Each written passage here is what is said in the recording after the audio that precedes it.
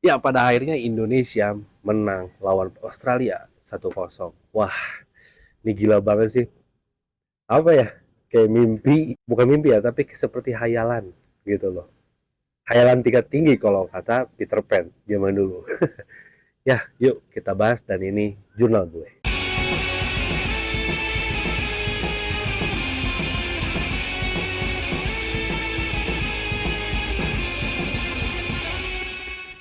Nah, jadi gimana nih Bung Toel?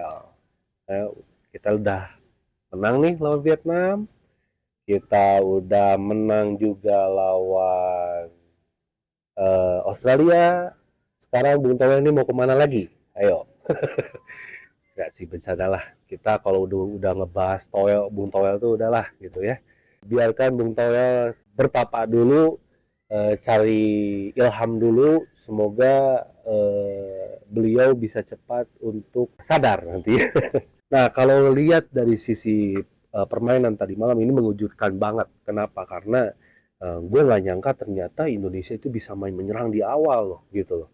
Dan mostly hampir 45 menit kita hampir menguasai permainan. Walaupun juga Australia melakukan perlawanan dan sempat juga mendapatkan change-change yang berbahaya gitu ya. Tapi gue terkejut gitu loh, karena jujur aja nggak sesuai ekspektasi gue gitu. Ekspektasi gue itu imbang aja udah syukur gitu. Karena ya baik lagi, this is Australia gitu loh, tier 1 gitu loh, peringkat 1 sampai 50 gitu kan. Sedangkan kita adalah eh, tier yang sedang bertransisi dari tier 3 ke tier 2 gitu loh. Dan yang menjadi bukan ekspektasi gua, kemenangan ini menjadi bukan ekspektasi gua adalah ya timnas U23 ini tidak full diperkuat oleh pemain-pemain diaspora gitu loh. Walaupun ya tetap ada pemain-pemain yang di timnas senior itu dibawa ke U23 gitu loh. Salah satunya kan Justin Hubner juga kembali bermain gitu kan. Walaupun ya Eva Jenner itu kena red card gitu ya karena partai Indonesia melawan Qatar, ya kita tahu semua lah, yang itu nggak usah, bukan bukan pembahasan lah sebenarnya, dan kita semua udah tahu bahwa ya wasit ini punya ketimpangan gitu gitu ya. Tapi anyway ya, ya itu tidak mempengaruhi oleh mentalitas pemain-pemain kita gitu loh. Dan gue bangga banget kita mampu bermain menyerang di awal, tidak mudah untuk gerusak-gerusuk ya, mencoba untuk apa ya, mengontrol permainan. Gue lihat passingnya juga enak gitu, nggak kaku, dan yang paling surprise adalah pemain-pemain Liga 1 ternyata sekarang bisa mengikuti loh. Itu yang menjadi surprise bagi gue gitu loh. Pemain-pemain Liga 1 ini yang gua tadinya perkirakan kayaknya bakal agak sedikit susah untuk mengimbangi pemain-pemain diaspora, tapi ternyata enggak. Ya pada akhirnya kan pemain Liga 1 itu bisa terdorong oleh para pemain-pemain diaspora untuk bisa bermain jauh lebih bagus gitu loh. Dan itu yang menjadi sebuah apresiasi juga gitu loh.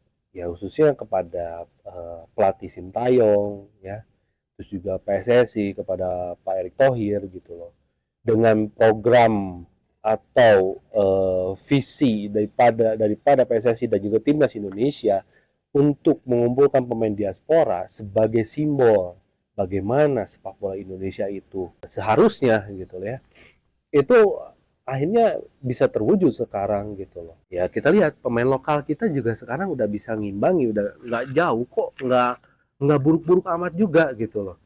Ya kecuali ada satu pemain yang gue jadi highlight bagi gue ya, salah satunya mungkin back back kanannya timnas, yaitu Rio Fahmi, yang menurut gue dibanding yang lain mungkin agak sedikit kurang gitu ya. Ya tapi nggak apa-apa gitu, karena gue juga tahu bahwa Rio Fahmi itu adalah salah satu pemain timnas U23 yang belum pernah main di timnas senior gitu ya. Pernah main di timnas senior, cuma untuk timnas senior sekarang di beliau kan tidak masuk ke dalam daftar timnas senior gitu.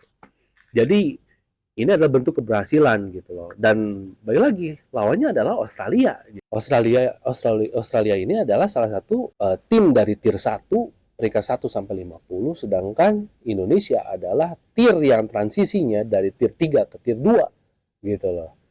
Dari peringkat 100 sampai 150 naik jadi 50 sampai 100 kan gitu.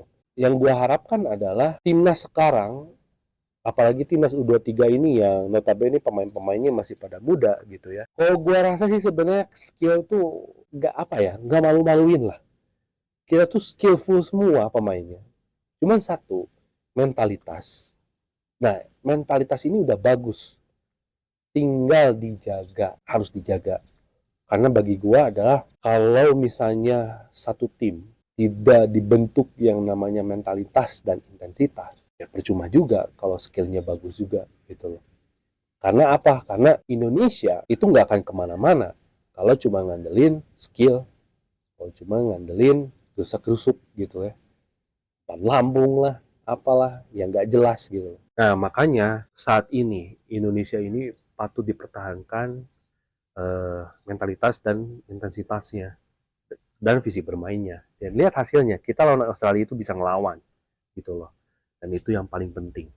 Dan next nanti kita lawan Jordania, gue harap pertahankan dan harus sama lah minimal seperti kita lawan Australia. Oke, jangan lupa untuk klik like, komen dan subscribe channel ini. Makasih banget yang udah banyak dukung channel ini. Gue minta maaf kalau misalnya ya gue suaranya lagi kayak gini karena gue beres sakit, eh, jadi mohon maaf dan mohon dimaklumi. Oke, ya udah, see you next time.